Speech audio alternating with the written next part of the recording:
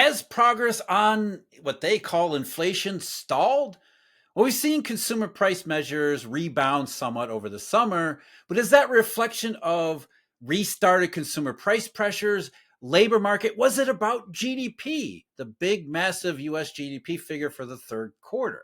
Some former officials are voicing concerns about reigniting inflation pressures. One of those, former Vice Chairman Richard Clarida, who now resides at Pimco, of course, where else do Fed officials go but Wall Street? He mentioned on Bloomberg just the other day that he's a little bit concerned here. Here's what he said. Progress on inflation has stalled since the summer, and we are not seeing labor market slack. The good news for the Fed is that expected inflation is pretty well anchored, which if inflation is well anchored and Richard Clarida and maybe some of the federal officials are worried about consumer price pressures coming back, and where does the labor market really fit into all this? Because as Fed officials and economists and the financial media tell it, low unemployment rate, strong labor market, inflation should be really booming here, but it actually has been slowing down. So we have to question whether or not there's actually a link to the labor market at all. Is the Fed are these Fed officials just making it up as they go? That's the sense that you kind of get. So let's bring in Mr. Stephen Van Metre. Steve, what do you make of Clarida's comments here saying, hey, we don't see slack in the labor market. Maybe that's why consumer prices are going up again through the late summer. They think just because you have a job means that everything's okay. And that's not always the case.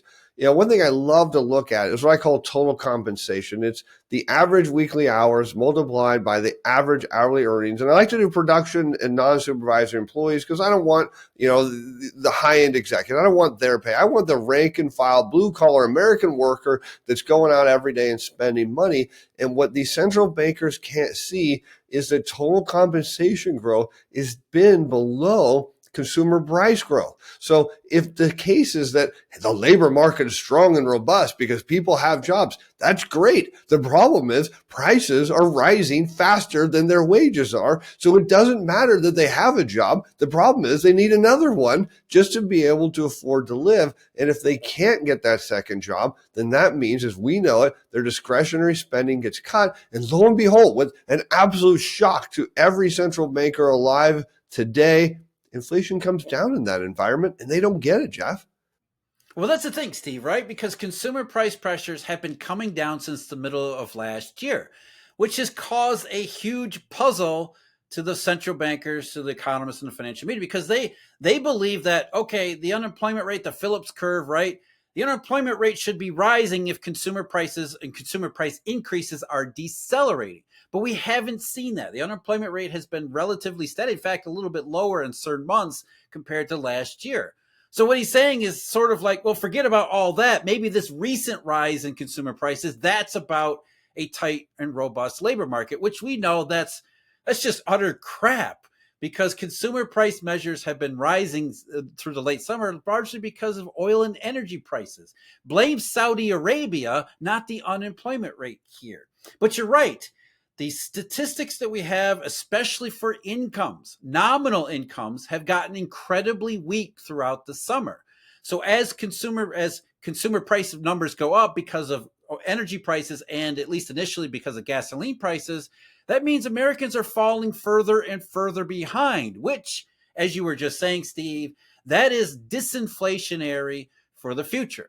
So Clarida is worried about restarting and reignited inflation pressures when we see all of the ingredients for the exact opposite. And when we look around the macroeconomic landscape, outside of the recent consumer price, Steve, even considering recent consumer price numbers, they aren't up all that much, because apart from energy, as I was just saying, the rest of the numbers are getting even weaker, even more disinflationary. Jeff, I'm going to make a bold statement here.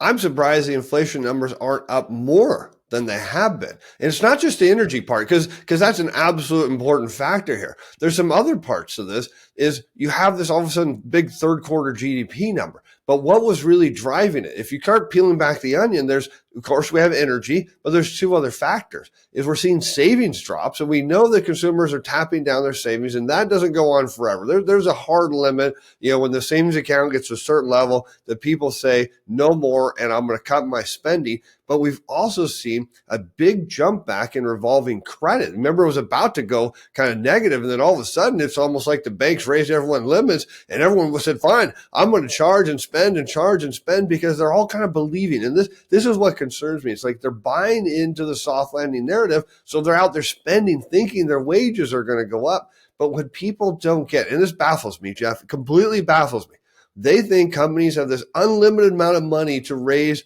wages, and they don't understand. Wages go up because prices go up, generally not the other way around. And yet, if we don't have price growth, we're not going to have wage growth. And the spiral is, like you keep saying, it's to the downside. It's disinflationary. And yes, so what if the unemployment rate isn't going the right direction? So what if initial claims aren't going the right direction? As long as demand continues to slide, it's only a matter of time before the labor market reacts. And when that happens, it's far too late for the central bankers, because they'll be just staring at their screens, not knowing what to do as Americans hit the unemployment line. That's the point, right? I mean, why are compensation numbers becoming weaker and weaker? Why are nominal incomes becoming weaker and weaker? Because businesses are saying our business is becoming weaker and weaker. It's this self-reinforcing vicious cycle. As the economy slows down, businesses cut back. They stop hiring as many workers. They cut hours. They don't raise wages as much as they did. That has an impact on nominal incomes, which leads to consumers being a little bit more careful. It means that other businesses being careful on their own spending and their own investments, and a whole number of things. So as we see the nominal income numbers in particular become weaker and weaker, again, that's disinflationary, highly disinflationary. And when you peel back the effect of oil prices and gasoline prices on these consumer price numbers, you see, again, the opposite. You see disinflation getting stronger and stronger and stronger. Not just core CPI rates or the core PCE deflator, but some of the more economic related figures. And I'll give you an example. Just the other day, the Kansas City Fed's manufacturing PMI. And in the manufacturing PMI, it has two price components. One is the prices paid for raw materials, and the other is the prices received for finished goods that are sold in the marketplace.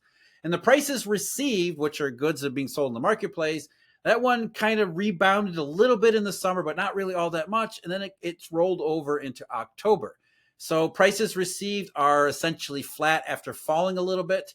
Meanwhile, prices paid for raw materials, that index for KC at least, that one turned negative for the first time since May of 2020. May of 2020. We're talking about early 2020 here. And that's not the only one. We see this more frequently around macroeconomic data, where surveys and businesses and whatever the underlying statistics are, they're saying more and more disinflation, even deflation, cutting prices, not less, because again, it all comes back to nominal incomes. Jeff, I'm glad you brought up that Kansas City data, because we're seeing it not just in Kansas City, but along some other Fed regional surveys. We're starting to see it in the PMIs, because some of these surveys are coming back saying, we anticipate hiring over the next 6 months. And I'm like, no, you're not. You're not going to hire anybody, because here's the deal. If you're being squeezed at the margin, which is really simple here, your costs are going up, what you're getting is going down. You're not hiring anybody, because you're going to have to trim some of your staff to maintain your profit margins. And all this is telling us is demand is going down. We're seeing it right in these surveys, and they're pretty accurate in terms of the timing of them. They're not lagged like a lot of the government data. We get a kind of a spot look over maybe a 2-week period. So we're really seeing demand coming down here. And yet, for whatever reason, these manufacturing surveys are coming back with future optimism is up, and we think things are going to get better. It's like, well, you better hope they get better, because if you keep getting squeezed at the margin, we know you're going to have to lay off. And once the layoffs really start to begin,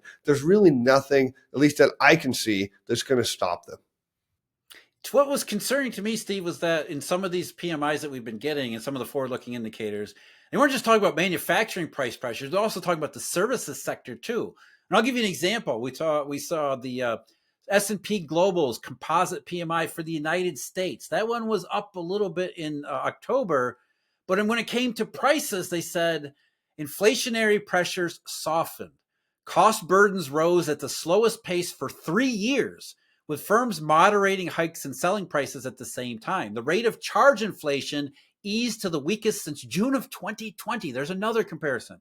It was slower than the long run series average. So even here, in the US, the booming 5% GDP number, for some reason, businesses were telling S&P Global, both services and manufacturers, saying, we need to start thinking about lowering our prices here or reducing the price increases because they're responding to demand conditions. You know this, every company in the world would raise prices as much as they possibly could if they believed they could get away with it, if they could get away with it. And for a while there in 2022, they could get away with it because everyone was still spending Uncle Sam's nickels. But what businesses are telling us when they say inflationary pressures have softened and the charge inflation is eased to the weakest since June of 2020, as you were just saying, input costs are up. They would absolutely love to pass on those costs to you and me. But what they're saying is we can't. If we raise our prices too far, demand will go down even more than it has. So we have limited capacity to pass along these costs to everyone else, which means, as you just said, we have to look at cutting our own costs because we have no ability we have no pricing power to pass these along. And there's a need, they need to pass these higher prices on because we know a lot of this particular services sector, Jeff, as you know, they kind of lag. Manufacturing tends to get raises quicker and services takes a little longer. So now they've you see in the services sector, okay, we've given out all these raises, our prices have gone up, and suddenly we're not able to sell for what we need. And there lies the problem. Okay, so you've got all these employees and you put them to work. All right, well, we got some new orders over here. Go work on that. And those of you who aren't working on that, there's some backlogs over in the corner. Go work on that. And what did we see kind of out of Germany and France and kind of the Eurozone PMIs all of a sudden? And this was really interesting to me, Jeff, is hey, we've pretty much worked through the backlogs. And you and I said this, we've talked about it. As soon as the stuff in the back room gets cleared out, watch out, because it was just last month, there was optimism in the Eurozone about we're still going to hire and hiring, trends are looking good. And all of a sudden this month, it was like, oh, wait a minute. We're probably going to have to start laying off, and not just a little bit. We're going to have to lay off a bunch of people because we don't have demand here. So we look at the services sector. They're desperate for higher prices to pass through. Absolutely desperate, because at some point they just can't afford all of these people. We don't know when that date is. We don't know, but that's a huge tipping point for the economy. And of course, we can only imagine Fed Chair Powell getting up there, next week talking about how robust the labor market is. And for all we know, in a matter of months, he's going to be saying just the opposite. Yeah, it was interesting in Europe because, again, S&P Global, they specifically mentioned and pointed out falling prices and sharply falling prices for manufacturers. Here's what they said. Despite some upward pressure on costs from higher oil prices, there's the upward marginal stuff there, the rate of inflation for goods and services moderated slightly in October, down to its lowest levels since February 2021. An ongoing sharp fall in manufacturing selling prices was accompanied by a moderation in service sector selling price inflation. So again, businesses would love to pass on these higher oil costs to you and me, but they can't. When it comes to manufacturers, because of the inventory cycle, they're having to discount their prices, which means, like you said, they're not going to be hiring workers at all. They're really going to start seriously thinking about cutting workers, which there's some strong indication that has already started. But again, it's not just manufacturing. We see the same disinflation, not quite deflation, but disinflation across service sector providers too, not just in Europe, but more strongly in Europe, because we're looking ahead at Europe in the United States. Europe is ahead of us on this disinflation, deflationary recession path that we're all on, globally synchronized. And so Europe is ahead of us. But even so, we still see the same disinflationary trends in the US, even if oil prices have risen. But again, oil prices are up for non-economic reasons. What does that have to do with the state of the underlying economy?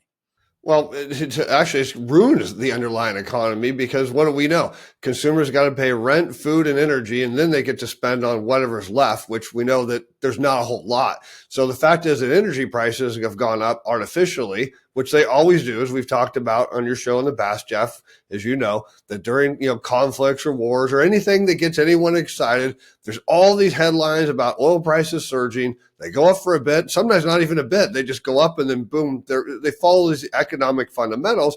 So, but the issue here is it's just squeezing consumers at the wrong possible time. They really need some relief to keep spending. They need oil prices to come down. They need gasoline prices to come down. And if they don't, well, we already know what's going to happen. They're just going to stop using it, traveling, whatever it is they're doing, they're going to cut that back. And we should see that in the weekly inventory reports, which is why, of course, you and I love looking at that, because if we start to see gasoline inventories and distillate inventories build, even if crude oil inventories drop, it doesn't matter. If we still see product builds, watch out. That tells you American consumers, they're just completely tapped out. Yeah, with incomes as weak as they've been, regardless of the unemployment rate, it really explains all the rest of the stuff. It's the disinflationary trend and everything, the weak recession possibilities, everything else. It explains why businesses, they don't see the demand. They're cutting their prices. They can't pass prices along to everyone else. Steve, let's finish up with one final comment. Let's go back to Richard Clarida for just a second, because one of the other quotes that he came up with that was in this interview on Bloomberg, he talked about how puzzled the Fed is likely to be, being a former Fed vice chairman, about how the rate hikes don't seem to be working the way they were supposed to, which is odd because these are the fastest, largest set of rate hikes in the Fed's history. All of the hyperbole surrounding them. And the Fed's sitting here thinking, consumer prices are rebounding in the summertime. Why aren't these rate hikes working? And the language he used is one of the things I want to talk about here. Is the article accompanying the interview said, Clarida was quick to point out that the transmission of monetary policy through to the broader economy, and this is his term, is evolving. In other words, they thought the rate hikes would have had a clear impact on consumer prices by now in the economy. The unemployment rate should be 5% and consumer prices should be less than 2%. And they're not really sure why rate hikes don't seem to be having the impact that they thought that they would. Jeff, it's funny. Christine Lagarde of the ECB said the same exact. I don't know if you saw it, but she said essentially the same thing. Yeah. The transmission mechanism seems to be a little wonky right now. We're not really sure, but we're pretty sure we're going to probably have to hike some more. And don't even ask me about cutting rates. That's completely off the table. I love it. Effectively, all he's saying is, look, all of our models, everything we know, it's not true. It doesn't mean anything. We're just hoping somehow in the end we look right before this whole thing blows apart. And maybe if we're lucky, we can cut rates a bit so we can look like heroes. He doesn't have a clue. The reason they're puzzled, Jeff, because I'm sure in all their meetings, they're puzzled. Yeah, they have consumer prices are all about the labor market, but the labor market's strong, and yet consumer prices were slowing, but consumer prices aren't slowing enough, and they don't seem to be responding to rate hikes. And it's really, they're covering their eyes and covering their ears and just hoping and praying that all just works out in exactly the right way, which, as we know from especially the 2-year Treasury and the 2-year shots rate in Germany, does not look likely at all. If you ever wondered what a Eurodollar is and why it's so important, check out the video link below me. I just did one recently talking all about what the Eurodollar system is and where it came from. And if you know someone who might benefit from understanding the same thing, money and macro and all of these fundamentals, share the video with them. As always, thank you for joining me. Until next time, take care.